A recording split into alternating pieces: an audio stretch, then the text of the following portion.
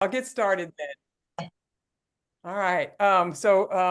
My choice, as you know, was Room with a View from, well, actually, it was filmed in 1985 and released in 1986.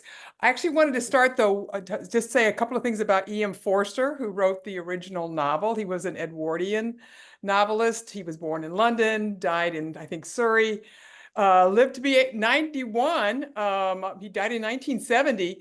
Attended King's College in Cambridge, was a member of the Bloomsbury Group.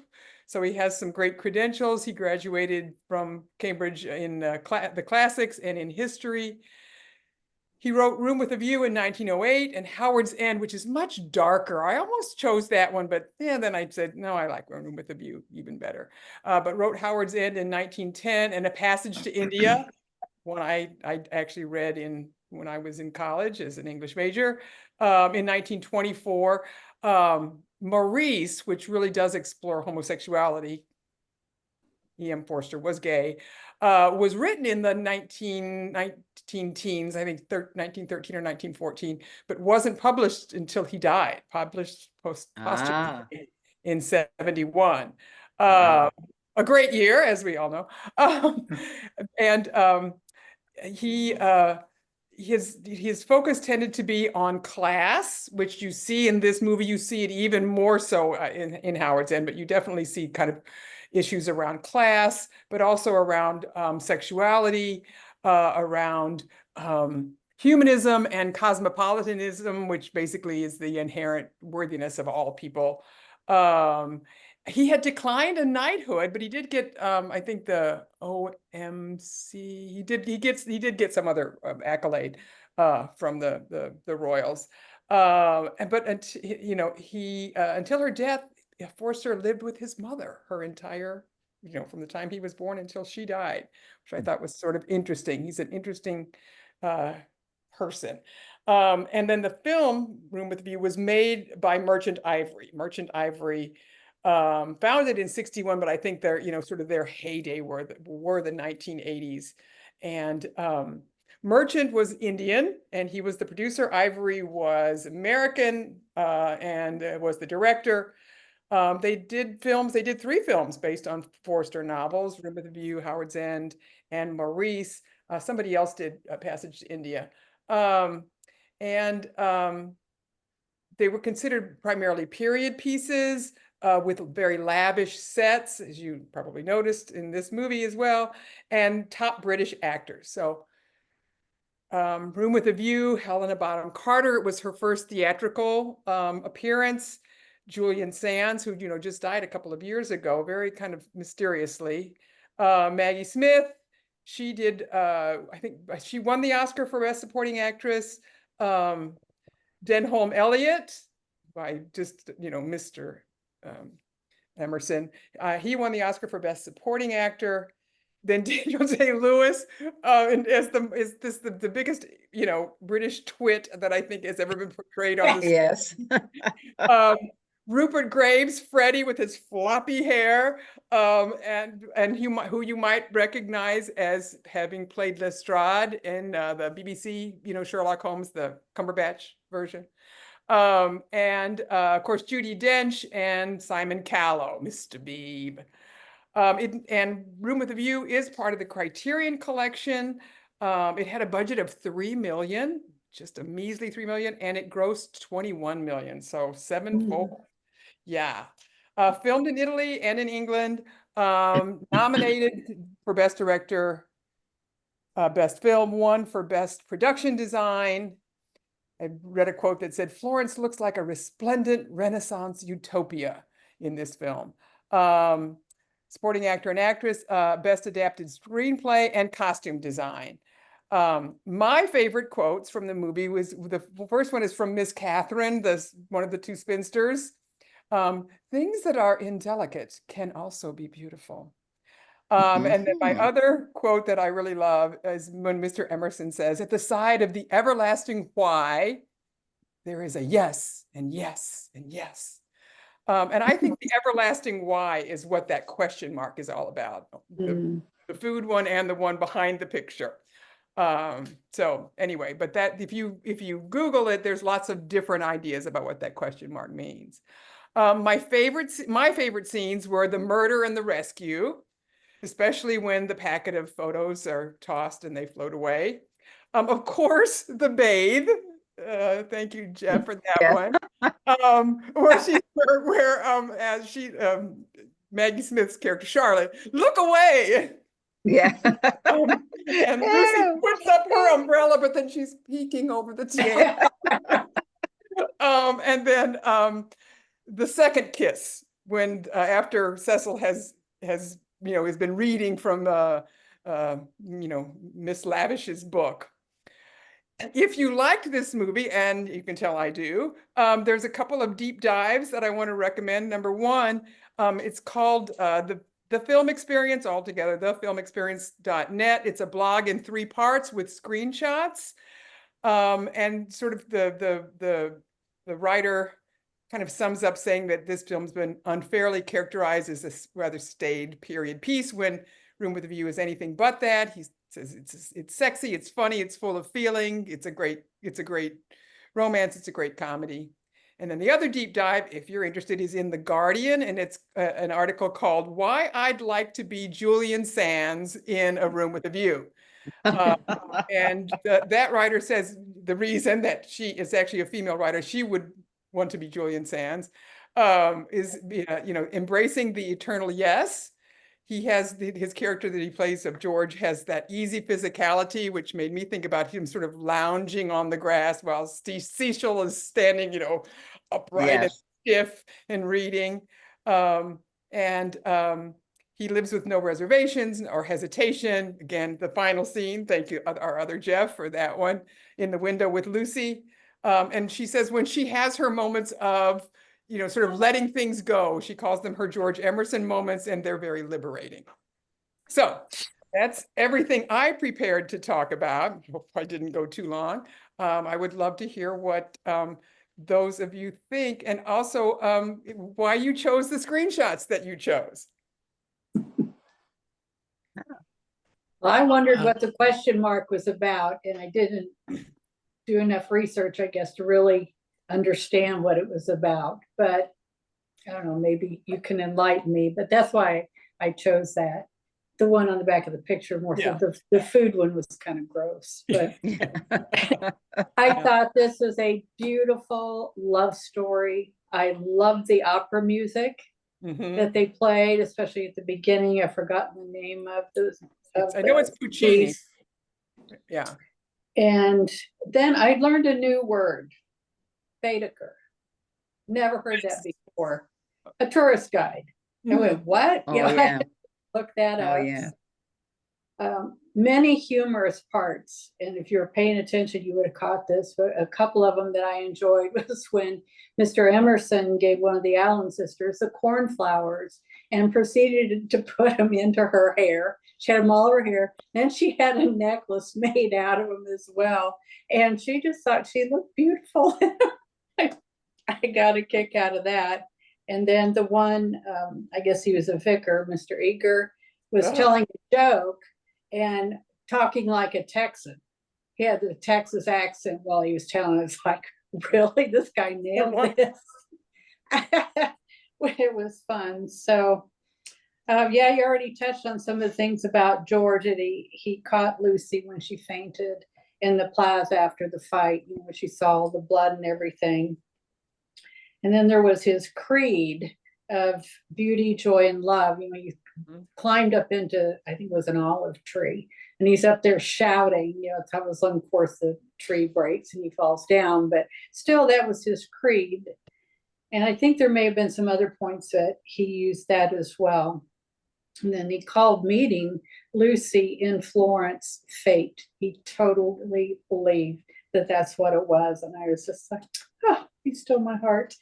And then Lucy uses George's words to her to break up with Cecil, or Cecil, however you want to say his name. Could not stand him as a person in this. It's like, whoa, can we get any more stodgy or rigid than this guy? And I loved it when he went to kiss her, and his glasses, how do you say them? Pince-nez or something. Pince Fell nez, off yeah. his Yeah. nose, he's fumbling around.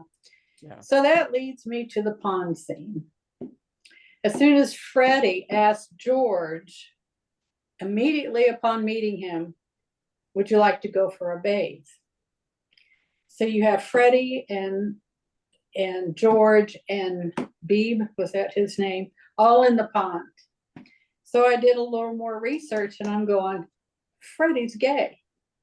And yes, Freddie and Beebe and Cecil, they were all gay.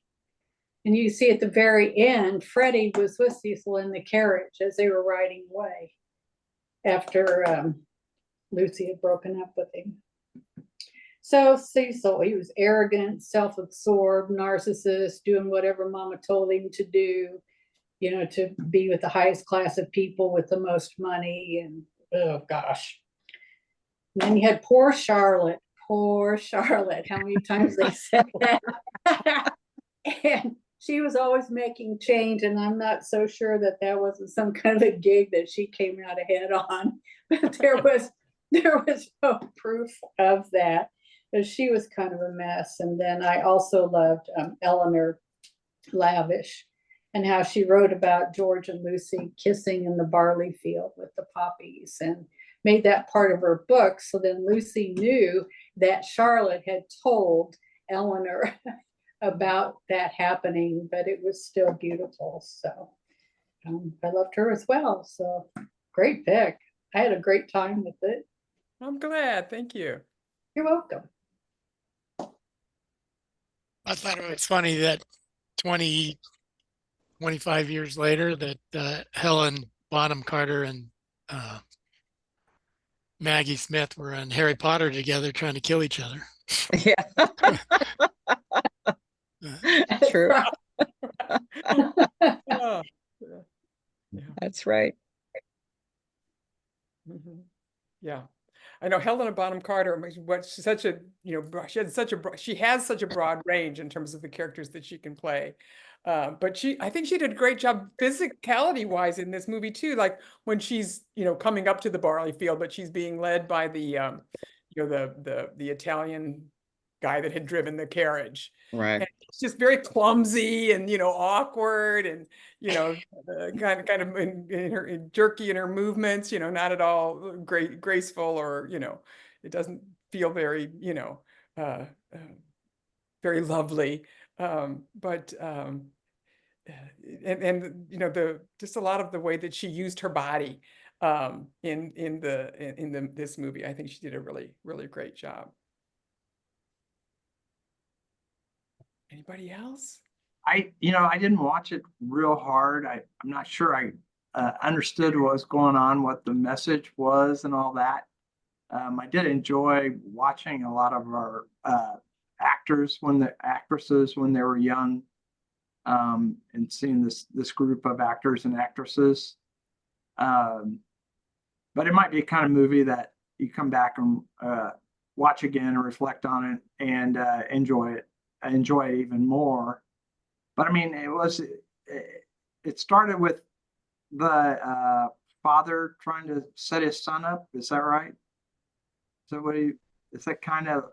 Yeah, Mr. Emerson, was trying to set up, what's his name there? George. Yeah. George. And does George end up being with her? Yeah, they got married. Oh, yeah. Yeah. That's the final scene behind Dr. Yeah. Jeff. Yeah. All right. Yes. Back to Florence, to the room with the view. And he kept trying to tell her that he was the one, right? And she wasn't so sure about that. Well, and again, as what I read about it, and as I have noticed, because I have seen this movie obviously more than once, there is a lot in there about class, about who do we associate with, the whole thing with who their one neighbor is going to rent the villa to, and are they good people, and are they people of taste, and are they that sort of thing. And all, as Chris pointed out, you know, that Cecil was more enamored of the fact that Lucy came from good stock than he was with who Lucy really was. And how he, you know, he sort of looked down at everybody. Nobody really, you know, was quite to Cecil Vyse's, they didn't live up to his expectations. So for me, if if there is a message, it's sort of that what Forster was trying to do in a lot of his books. I think he does it even better though in Howard's End, and even in the film, the one with Emma Thompson, where he sort of throws everything about class up against the wall and says, "Look at this. This is ugly. This is not. This is this is not something that we want to perpetuate. You know, there's an inherent worthiness in all people." And yeah, so that was my take. Karen, are you a professor? I am. I teach psychology. I've taught at I've taught at UMSL. I've taught at Maryville University. I've taught at Webster University. I'm teaching there this fall at Webster. One class at Webster, one class at Maryville. But So yes, you said something a couple of weeks ago about going to Oxford, and it sounded like you were going to teach there or something. I have taught there as just a visiting, lecturer. I did not this year, but I did it in 2017, 2018, 2019. I taught mindfulness. They have a mindfulness center in Oxford, and so I sort of made the connection. And then we didn't go during COVID, and things of course for like 2021 and 22, because things were quite a little bit worse in Europe than they were here. So we didn't go back until last year, 2023. Last year, they didn't want me to teach mindfulness anymore. They asked me to teach a class called The Psychology of English Pub Culture. And I'm like, oh, okay, cool. I love going to Oxford. And I have to do research. That's right. And I'm like, well, send me the syllabus. They're like, oh, we don't have a syllabus. I'm like, well, what do you have? We have a title. I'm like, okay. So I made up the class. I created the syllabus. I did all that. And then, damn it, they gave that class to a full-time there in sociology. And so he got enough students to go. Well, he probably was English, right? This year. So anyway, yeah. So yes, I have taught at Oxford, but just as a part of a study abroad program. I'm not a Don. That's for darn sure. Still, you're probably our only Oxford professor in the group. That is true. That is true. And I know Oxford now like the back of my hand, because I did go this year. I went with my friend who's actually a full professor at Lindenwood, because she's going to try to recruit students for next year. And so I was back in Oxford again. So I've been there. I've been to London 5 times. I've been to Oxford 5 times. I know Central London very well. I know Oxford, all of it, like the back of my hand. I mean, I've just spent so much time there, and I really love it there. So maybe I'll get to go next year. We'll see. Where is Lindenwood? Where is London? St. Charles. Lindenwood. Oh, Lindenwood. Yeah, St. St. Charles. Charles. Yeah, and it always has been. Where? Yeah. St. Charles, just west of St. Louis County. Yeah. Where I live. Yeah, where Jeff lives. Yeah, it's gone through some interesting ups and downs. It was a women's college for a long time, and then it just about bottomed out, and they got a real aggressive president, and it expanded massively. In the recent past, they went to D1 sports, but then they couldn't afford that, so they had all these different sports, and they dropped everything but football. So all these teams they had that were pretty good, like rugby and women's shooting and all kinds of things, they got rid of those, which was a disaster. But I guess they felt like they had to do that to stay in D1. Anyway, it's an interesting place. Well, I think that my school, KU, plays Lindenwood in the opening football game of the season, and I was like, going, "Where's Lindenwood? I never heard of it." Yeah, they just entered that realm in the recent past. I had some thoughts about this. We were talking about the field where George and Lucy were kissing. I was thinking about Sting's song about the fields of the golden fields, and I wonder if he might have taken some inspiration for that song from that scene. It's certainly possible. I wanted to know just talking about the homosexuality that was in this. When E.M. Forster was writing, was gay a common term other than to be happy, or what terms did they use for that? Way back, sort of the Victorian era, it was like sodomite was Yeah. was a term. I don't think gay was. No, I don't think it was. No. You know, Gay. Gay was happy. Yeah. You know, Yeah. Yeah. Yeah. a gay life. Forster was not closeted, and in fact, in the 1950s, he was very active politically in trying to, change the laws in England toward, when homosexuality was a crime. It actually became decriminalized in 1967, just like 3 years before he died.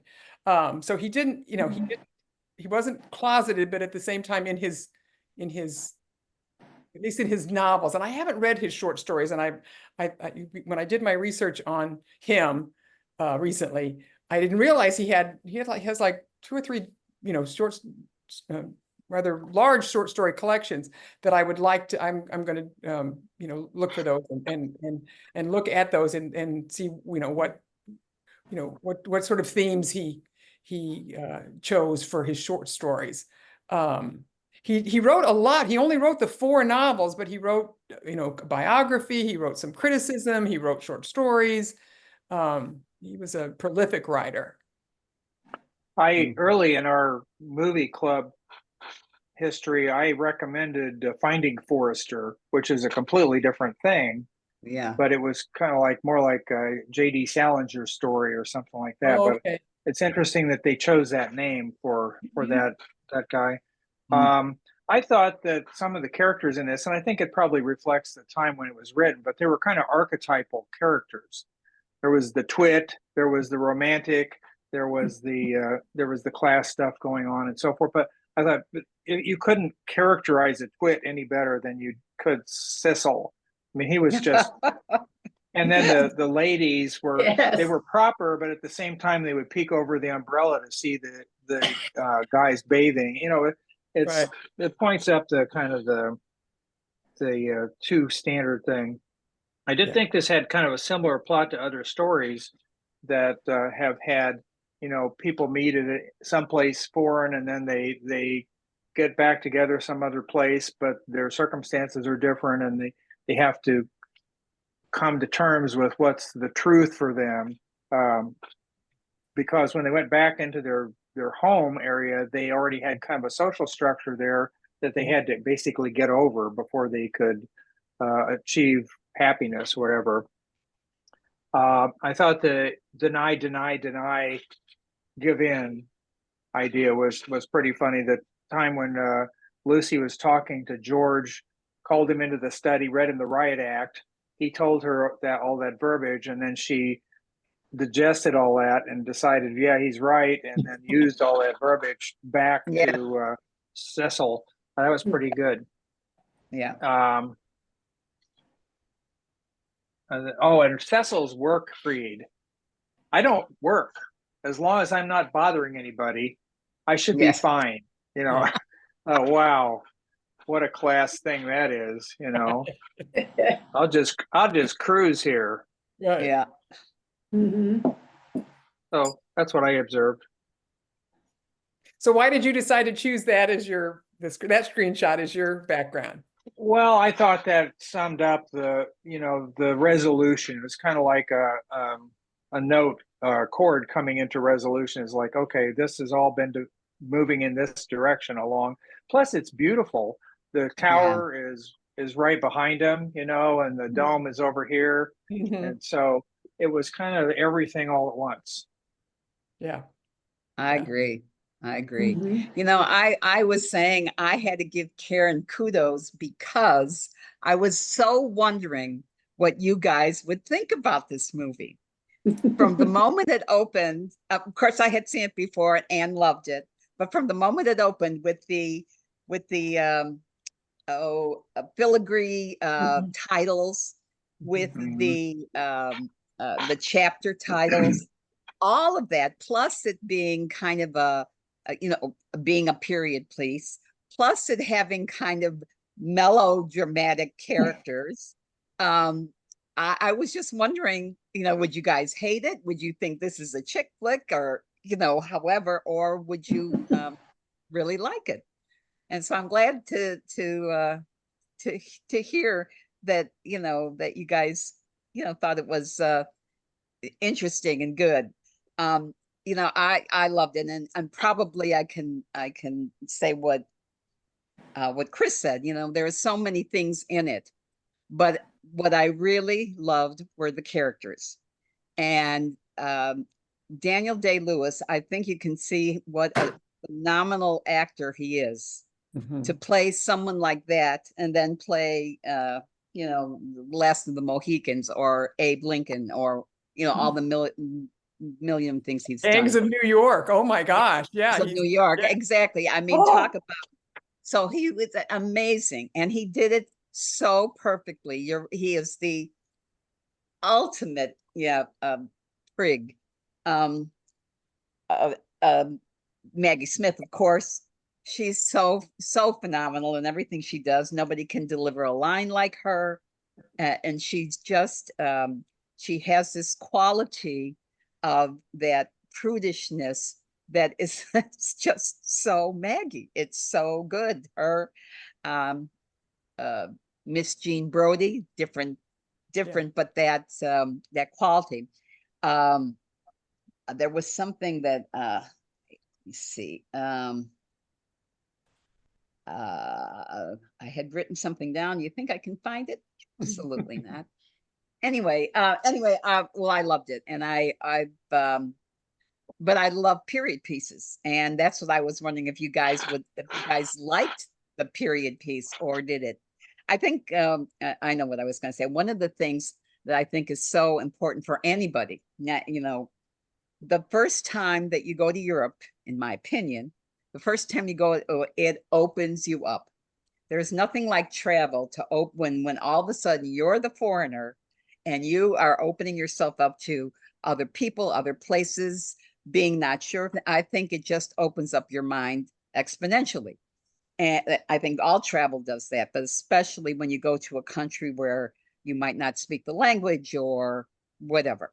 So I love that the opening of her starts in a place like Italy, where it's so beautiful. And I remember the first time being in Italy myself, it was takes your breath away. It just takes your breath away, because everywhere you look, it's like a museum piece, and it doesn't matter if it's got graffiti on it or whatever. It's just absolutely beautiful. And then so I saw her opening up to her own self. Going to Europe was the best way to show that. And then to go back and to be like on that windowsill again, overlooking the view that she initially didn't have. Then she gets the view, and then she ends up going back to get the view. So, I just really enjoyed it tremendously. But I'm just glad that you guys liked it too. I was wondering, will they or won't they? So I'm glad. Yeah, it was I good. think At least that's it had really that good. one fight scene. Pardon me? That's what It you had the like. one fight scene in it. Yeah. Yeah. That actor that dies, I mean, what a great job he did. Oh, I Yes. know. Yeah. Yeah, I mean, it's Yes. a very short, part of the movie, but you can see why she passed out. It was horrific. Yeah, It exactly. gives you a little window into medicine in those days too. They brought this card out and stuck him on there and covered him with a black cloth, and that was it. Put their Yeah. hoods on. Yeah, put He's their dead. hoods on. Yeah. Yeah. Yeah, Bye-bye. exactly. Yeah. Yeah, and the class difference of so much. And I was saying that if any of you guys, anybody seen The Gilded Age? I have. No, you haven't. No. Okay, well, it's kind of that same idea of the class, but it takes place in the United States. So it's New York and the nouveau riche versus the old money and the Astors, and it's based on true, the Vanderbilts and the Astors and all that stuff. So it's kind of that class thing was here as well, and really getting beyond that took quite a while, but it was good. You made a reference to the Criterion Collection. What's that? Well, Criterion Collection is just a way of that some films have been designated, and I wish I could tell you more about it. I would need to look up exactly who created the that designation, but I know there's a streaming thing out there called Criterion. okay, a platform that's Yeah, I think it's just like a production, but am I wrong about that? I thought it was just like a production company or maybe I'm wrong. Maybe I'm wrong. When you said that it's a part of the Criterion Collection, yes. what does that mean? Well, most of what I've experienced as part of the Criterion Collection have been pretty classic films, films that have, a strong a strong following, have some gravitas. But again, I didn't think it was a production company. I thought it was sort of like, it's sort of being chosen as a kind of maybe a little more elite. Well, maybe Forrester wouldn't like that, Yeah. It was good. Yeah.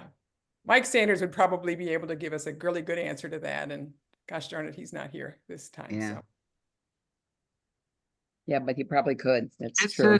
It says Wikipedia says the Criterion Collection is an American home video distribution company that focuses on licensing, restoring, and distributing important classics and contemporary films. Yeah. Hey, I do have a friend or two that pay for that. It's like $100 a year, and I know they say they can get almost any movie.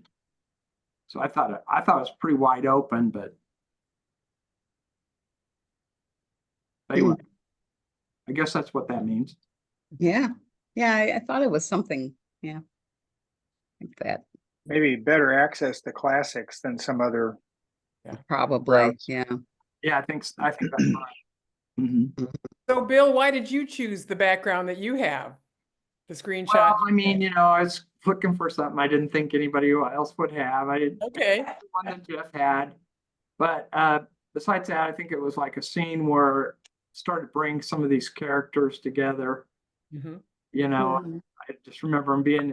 I kind of looked up, and I'm going, oh, there's Dan. Oh, that's Daniel Day-Lewis, because I'm like, so used to him being the main character in anything he does.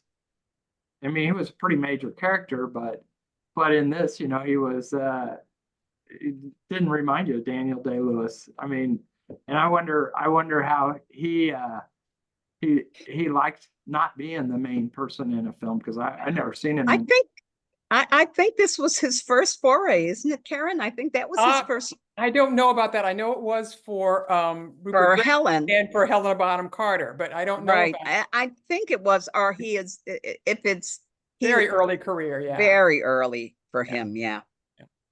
So other Jeff, why did you pick the bathe scene? I thought it was amusing. When you have nudity in films, it's almost always women, and this one was only men. So I thought that was full frontal. different. Yeah. And Chris, didn't you have something you were saving to talk about? What? What was I saving? I thought you had something else to add about the bathe scene, but maybe not. Oh, no. Okay. I remember saying, but I'm going to mention that later or something like that. Yeah. Oh, well, I forgot, I guess. All right, so Daniel Day-Lewis, it wasn't his first one; it was his fifth one. Oh, okay. And there's quite a gap in between his first one and his second one. His first one was Sunday Bloody Sunday in 1971. Yeah. And then 1982, he was in Gandhi. Oh, yeah. This film was in 1985. Yeah. Yeah. It's good list of films. So Karen, you may find this amusing, but I was watching some lame Hallmark Christmas movie this last week. And one of the guys that is in this lavish hotel, but he opens the curtains in his room, the drapes, and throws open the window and says, "Oh, a room with a view." And he was in Rome. Oh, wow. Found that amusing. Perfect. Yeah. Yes, I watch Hallmark movies, you guys. Not all of them. Some. Being true to Kansas City. Yeah. Yeah, right. Yeah. Yeah. They're great to nap through. You don't feel guilty about dozing off. Like, oh, yeah. Yeah. So are we at the point where we're going to, do our recommendations or, other, what do we call those? The Yeah, we can. other things. Extra can. credit. Or, Yeah, extra credit. So- That's, yeah. Extra credit.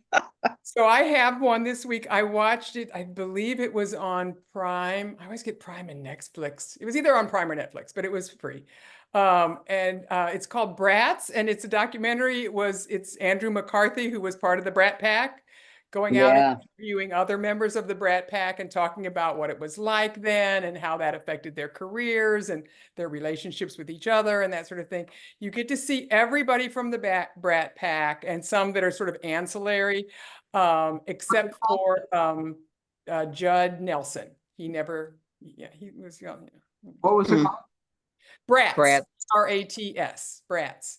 Well, I thought you were going to talk about Dean Martin and those guys. That's Well, just that was a that's where it rat came pack. That was a from. rat Yeah. pack. Okay. That was the Rat Pack, and that's kind of the Yeah, they the called guy it the that- Brat that- Pack. Yeah. And they interviewed the guy who the journalist who wrote a really kind of unkind article about them where he dubbed them the Brat Pack. Mhm. And he he's in this documentary, he does kind of talk about, he has some regrets, but not a lot of regrets. But he's like, he really did reference the Rat Pack, who were just the opposite. They were all very sophisticated and very, older and that sort of thing. Whereas the members of the Brat Pack were very young and, not at all sophisticated. And now it's gone the entire circle because didn't somebody just call Simone Biles Brat?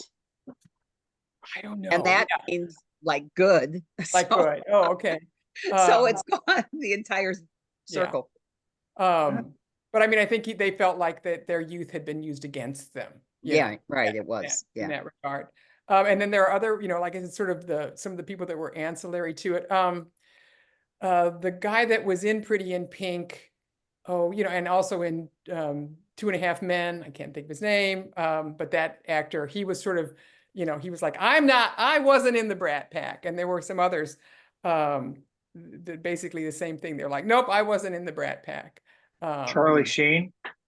No, not Charlie Sheen is not interviewed. Emilio Estevez, his brother, who was, in Right.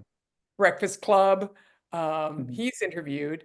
And then, of course, Molly Ringwald, Ali Sheedy, Mayor Winningham. Who else? My brain. But yeah, it's like an hour, just like under an hour and a half, but it was interesting. Yeah. So that's my recommendation or my extra credit. We Uh, did Horizon. So oh, you saw it. yeah, we were Patty, my wife, she was like, she had wanted to see it. And so I was looking for it in the theaters. It's nowhere. Mm. Really? So I said, well, let's see if we can rent it. So you can rent it. It was $19 to rent and $25 to buy. And I thought, well, we'll never watch it all tonight, so I'm going to buy it. And so we sat down and watched it. It was, there's 3 of us watching it. We all 3 liked it real well. Western, But then it was interesting. I read a little article this morning that said that it is making a fantastic recovery in home distribution. That Mm. I mean, they were like, it bombed at the theaters, but it's making an amazing comeback in this home distribution, and that they think they're going to be okay for the second one. And I can believe it too, because I was like, we were watching it, and it's like, well, three said, well, what's not to like about it? It's just fast moving Western, has good guys and good bad guys, and the poor Indians and the whole deal, But I guess that's my recommendation, and it'll be coming down in price all the time anyway. So Sure. I've got a couple. One was, they redid Presumed Innocent. I don't know if any of you had read that. It was, I think it's John Grisham. I think no, Scott Turow. Scott Turow. He wrote the book, and then Harrison Ford was in the movie in the 90s, and then they redid it, and it's a series now. It's about 8. I think there's 6 or 8. That's it. So it's not a continual one. And if you think that that you don't want to see it because the story, it is the story, but it isn't. So I would recommend that. That was interesting. what's the name of it? Presumed Innocent. That's the one with Jake Gyllenhaal in it, right? That's correct. Yeah. Yes. Yeah. Yes. And then also another one was Steve Martin has done a documentary. Actually, it's in 2 parts, and it's interesting and boring in places and interesting. But he kind of says he can't figure out why he's having a documentary done on him. Because he was, he was a guy that had absolutely no talent, but loved being on stage. So he had to figure, and that's what it goes way, way back, that he loved being the center of attention. And he loved it, but he had no talent. So he had to try to figure out things. And he's a magician, and then he's a juggler. And it's kind of an interesting, and it's in 2 parts. So that one was good. Is that called just Steve Martin? I think it's called, I think it's just called Steve Martin. Yeah. And on Netflix? Netflix? It's on Netflix or Prime, I'm pretty sure. Those are usually the only. Well, he might be on Hulu because Hulu has Only Murders in the Building, so it might be. It might be Hulu. I'm not sure now. The other one was kind of interesting, and I have it starred here, but right now, do you think I can? I'm watching too much, is what it's coming down to. I'm watching too much. It's called You, and it's a first-person narrative, and that's pretty interesting. So that one, it's called YOU, and that one's interesting. And then for the kids, Enola Holmes. If you guys saw the first one, and I don't know if you saw the first one, but if you did, this is the Enola Holmes 2. And it's cute and good, and I would, it's great for kids, great for adults too, but I mean it would be great. Helena Bonham Carter's in that. Pardon me? Right. Helena Bonham Carter's that's in right. that. Yeah. Yes, and she's, as in everything that she does, she's just very good. And then the She's other Enola's one, sister, right? it's I thought she was no, mother, yeah. Oh, okay. Mother. All right. mother, right. And then the other one, and this is definitely for kids too, but fun. And as an adult, you'll be, and this is called My Spy. And it's about a little 9-year-old girl that, watches Mission Impossible. She knows everything about spies from the movies, and she actually finds, a real spy guy, and it's just kind of a, she's 9 years old, and he's a CIA guy, or he's a special ranger, and has absolutely no emotions. And of course, the 2 of them get. So it's a cute story. It's just fun, cute, fun, nothing, but cute for the kids too, So anyway, those are mine. I've been watching the Olympics. Oh yeah, so bye. been up You all seen night. any of the events that Snoop Dogg is commentating or commenting on? There's a clip of the basement that he's doing the commentary. Oh my God, it's hilarious. Yeah, he is, and he's going to be on The Voice this fall too. If Really? you Snoop watch Dogg? The Wow. Voice at all, yeah. Oh, he's yeah. a- They do the advertisements right after they show him. Yeah. It's on the same channel.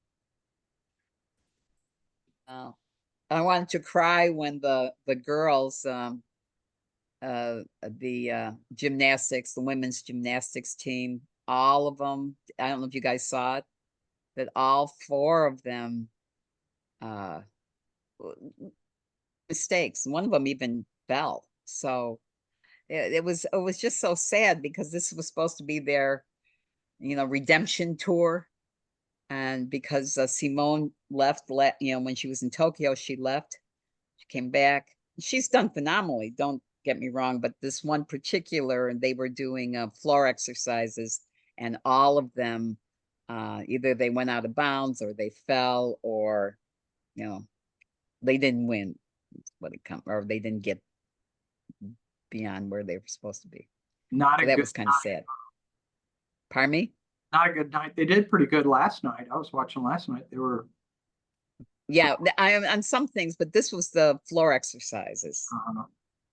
I saw Yeah. Simone Biles hopping around on one foot. Yeah. Yeah, she hurt her foot. Yeah.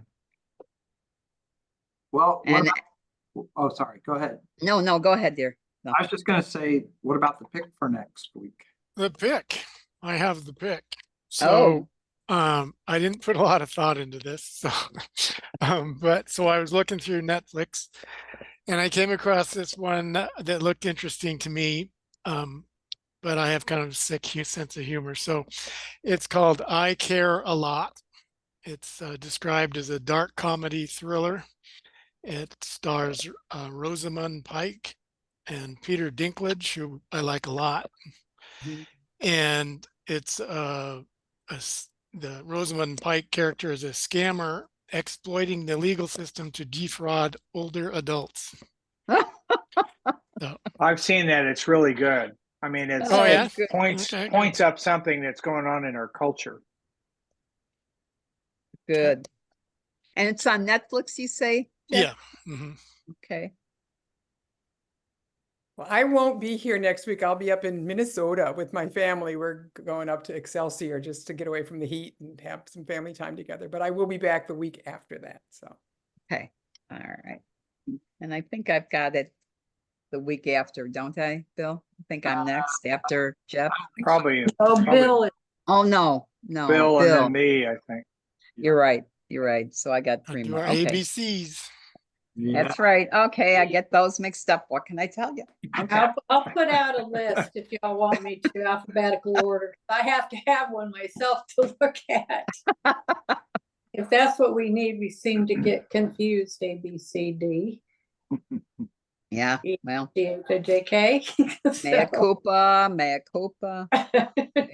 We need an ABC today. What do they call them? ABC Darium? Like a early dictionary or something. Yeah. Something like I that. don't know what we need. It's kind of funny. I'm not going anywhere for a while, I don't think, so I'll be around. Maybe Yeah, I am. I'm going to Chicago, but I don't know. That's not for a while yet. Yeah, I'm going somewhere. I'm going down to Table Rock, but I think I'll be home in time for it. I'll try. It's my pick. Oh, yeah. Oh, yeah. Plus, there's Okay. parties go a little easier when I'm around, but they were working, Jeff. I mean, you got it to work fine. Oh yeah. I Yeah, noticed you left it on tonight, right? yeah, I just left it on. What the heck? Anybody else got any more other films? Yeah. nope. No. Nothing. No. See anything good lately? I mean, I've kind of been watching Karate Kid. Just started. Oh, you mean the new one? Yeah, the final Ah. season. Yeah. Is it in Cobra Kai or something like that? Is that what it is? That's what it's called. That's right. 5th season of Cobra Kai. And I think, oh, they did do a little, they had a thing on it about on CBS Sunday Morning yesterday. Right, right. Yes, So they had John, Ralph Macchio on there. yeah, what's his character's name? Anyway, Johnny is the kind of the bad guy.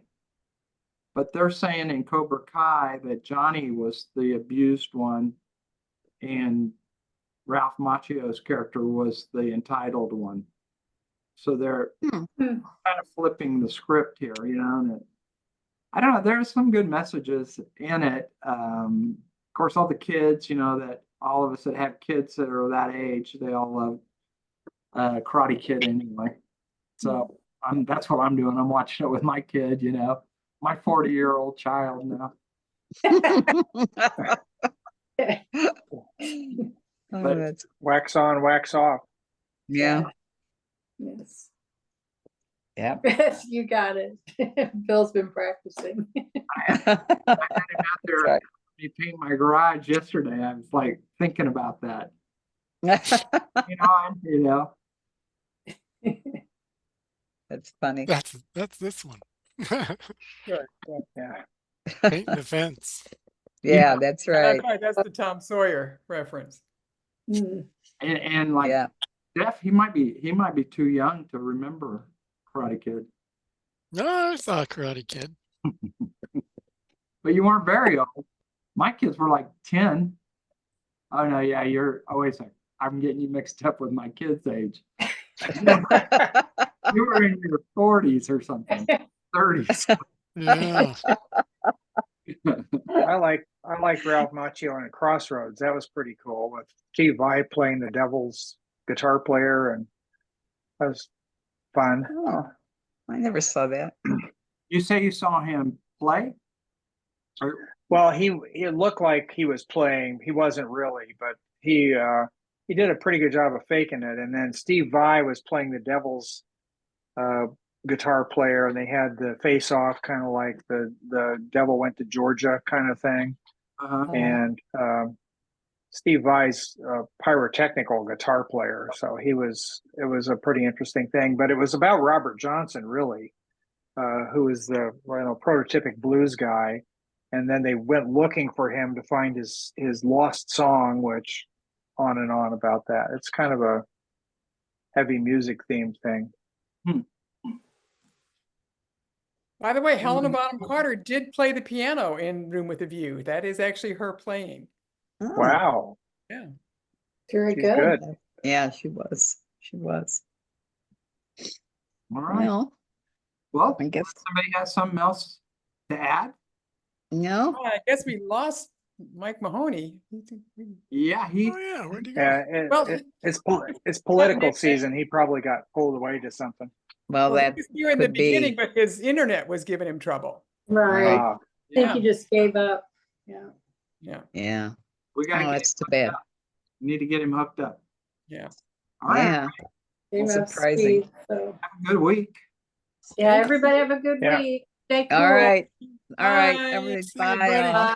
Thanks, Karen. Great job. Welcome. Yeah, great Yeah, one, very Karen. good. Thanks. Oh, thanks. good. Thanks. I'm so glad you liked it.